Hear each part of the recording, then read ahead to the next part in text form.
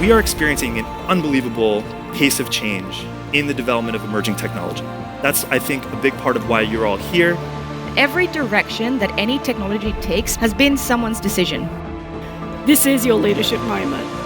The impact of AI, the browser, and the internet, they're similar. They're going to reshape us. We will essentially have the equivalent of a country of geniuses living in data centers. Moore's Law beats it with a stick. This is the single most successful singularity technology that anyone has come up with so far. They're plot devices in sci-fi, but I'm going to make the argument that it's coming sooner than you think. In 10 years, I can't even imagine where we'll be. At the rate of this progress, it's almost certain that we will have hacking from quantum computing, and then it really will seem like magic.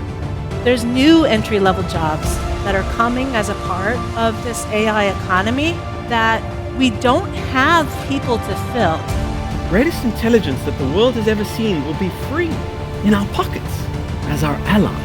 It is the most profound idea.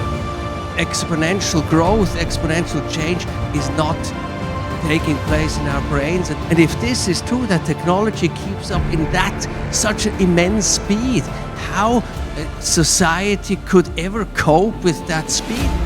We think about reimagining our jobs, but maybe we should start reimagining ourselves. Leaders create the climate to innovate, and also the most powerful thing that I think we've done this week is we've unmasked the technology.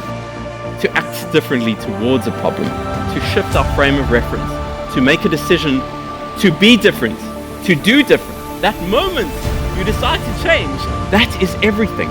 I truly believe that purpose will give us focus, innovation will help us to create wealth, and well-being will help us to navigate this hyper-accelerated age.